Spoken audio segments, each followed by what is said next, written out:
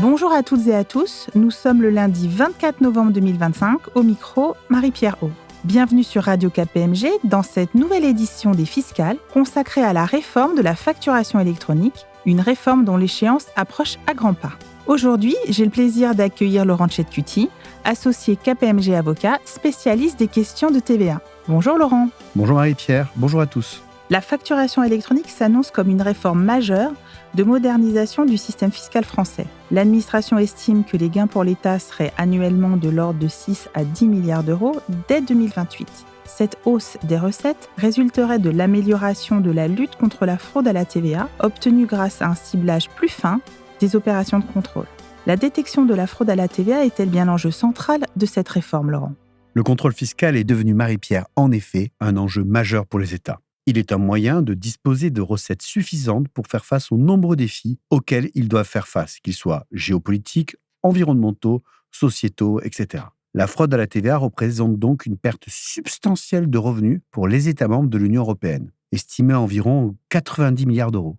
Ce chiffre, très significatif, reflète les défis auxquels les autorités fiscales sont confrontées dans la lutte contre les pratiques frauduleuses. En France, la réforme de la facturation électronique s'inscrit totalement dans cette stratégie, fournissant ainsi un outil efficace pour renforcer la transparence et la réalité des transactions commerciales. En particulier, elle devrait instaurer un cadre où les transactions sont connues en temps réel. Cela représente une rupture significative par rapport aux méthodes traditionnelles de collecte d'informations dans le cadre des contrôles fiscaux auxquels on reproche d'être trop lents, voire même inefficaces. En adoptant cette réforme, la France, l'administration fiscale, s'engage à être à l'avant-garde de la transformation du contrôle fiscal numérique, s'assurant que ces systèmes de contrôle soient robustes, fiables et adaptés aux défis des acteurs de la nouvelle économie. La facturation électronique ne sera pas une spécificité française. D'autres pays l'ont déjà mise en place, par exemple en Amérique latine. Elle se généralise dans l'Union européenne également. Oui, ça sera la norme dans l'Union européenne en janvier 2035. Mais tout d'abord, une première étape en 2030 concernant les flux intracommunautaires qui devront être obligatoirement soumis à la facturation électronique pour aboutir dans un second temps en 2035 pour les transactions domestiques réalisées au sein de l'Union européenne. Ainsi, la réforme française s'inscrit dans le cadre plus large de cette initiative européenne VAT in the Digital Age, dit VIDA. Cette initiative vise à moderniser les systèmes de TVA dans l'Union européenne en exploitant les avancées technologiques pour améliorer la collecte des taxes et donc réduire le fameux écart de TVA. À travers VIDA, la Commission européenne encourage l'adoption généralisée de la facturation électronique pour les transactions intracommunautaires, harmonisant les standards de facture, mais aussi généralisant la déclaration électronique, le Digital Reporting Requirement. Cette uniformisation facilitera les transactions transfrontalières et renforcera la coopération entre les États membres, en mettant l'accent sur l'utilisation de données en temps réel. VIDA représente une avancée vers une surveillance plus fiscale, plus efficace, réduisant les fraudes et simplifiant les processus pour les entreprises au niveau européen.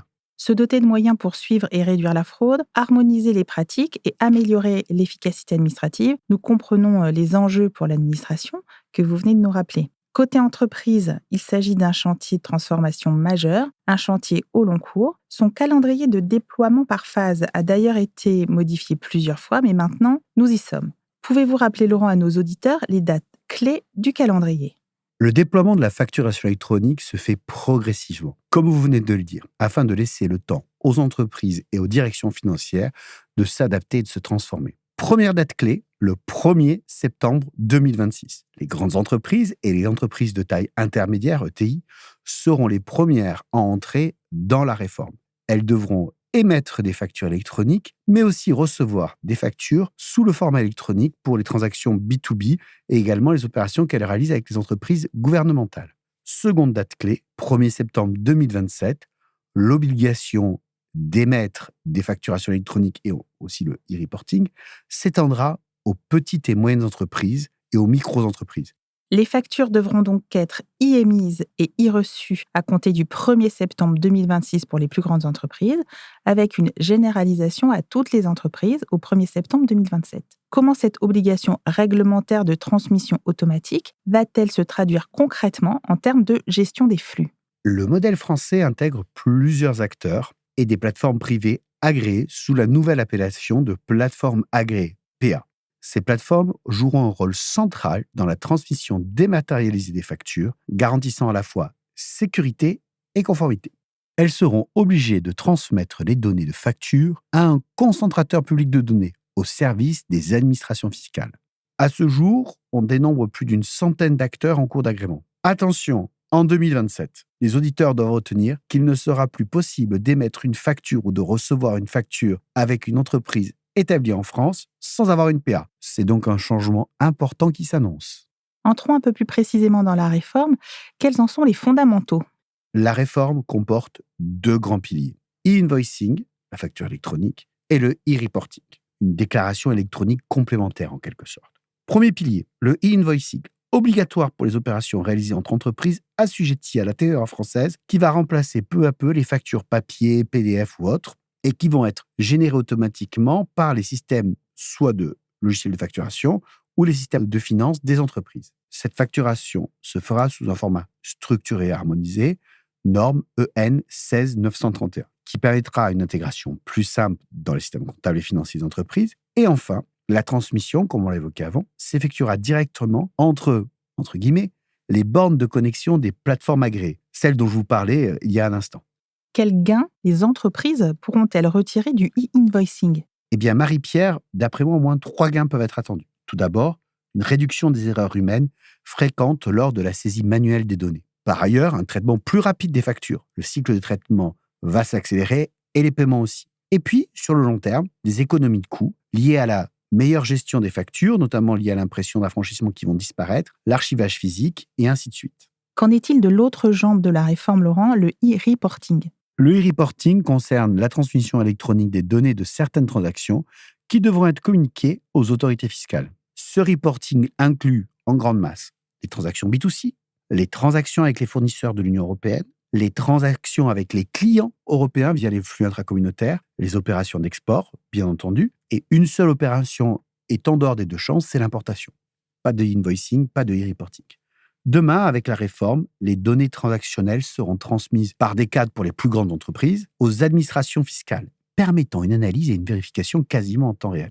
Tout ceci implique pour les entreprises de revoir en profondeur le processus déclaratif et de redéfinir un contrôle framework. À défaut, elles risquent de perdre un peu la main ou le pied sur les éléments prédéclarés par l'administration. Il ne faut donc pas sous-estimer les impacts du pré-remplissage de la déclaration TVA par l'administration fiscale. Et retenons que les 2 processus, e-invoicing et e-reporting, se complètent. Outre l'adaptation du calendrier qui a été revu à plusieurs reprises, des mesures de simplification ont été adoptées pour faciliter la transition vers cette réforme des entreprises. Oui, en effet. On peut en distinguer 6 grandes mesures de simplification. Tout d'abord, pour les acquisitions intracommunautaires dont on parlait, les entreprises ne seront plus obligées de fournir un détail ligne à ligne dans le cadre du e-reporting des acquisitions intracommunautaires, ce qui va simplifier grandement cette déclaration. Côté e-reporting B2C, il a été supprimé l'obligation de transmettre le nombre de transactions. Les entreprises aussi n'auront plus l'obligation de faire un e-reporting s'il n'y a pas d'opération taxable. Pour les opérations B2C sous le régime de TVA sur marge, une tolérance a été mise en place pour effectivement permettre le calcul de la TVA sur marge indépendamment du e-reporting, en tous les cas pendant un temps. Les entreprises non établies en France, mais qui sont immatriculées, donc les entreprises qui ont un numéro de TVA en France, bénéficieront jusqu'en septembre 2027 d'un report d'une partie de leur obligation de e-reporting. Enfin, est accordée une flexibilité sur l'application de certaines sanctions pour les entreprises qui n'auraient pas un numéro sirène. On peut s'attendre à d'autres mesures d'ailleurs de bienveillance de la part de l'administration fiscale. Des mesures de simplification et de tolérance bienvenues pour les entreprises. Le PLF 2026, dans son article 28, prévoit à ce jour des ajustements pour accompagner la généralisation de la facturation électronique. Quelles sont les modifications complémentaires attendues ? Le PLF pour 2026 concrétiserait juridiquement l'annonce faite par le gouvernement en octobre 2024 de ne plus proposer de plateforme publique de dématérialisation des factures électroniques. Ensuite, serait institutionnalisé Chorus Pro comme plateforme des entités publiques. La réforme implique, on l'aura compris, une transformation en profondeur de la relation d'affaires et des systèmes IT. Ce sont des chantiers structurants à mener à bien. Quel retour d'expérience pouvez-vous partager avec nos auditeurs pour une mise en application réussie ? Eh bien, je vais partager 2 préoccupations majeures qui doivent animer les directions financières, les entreprises.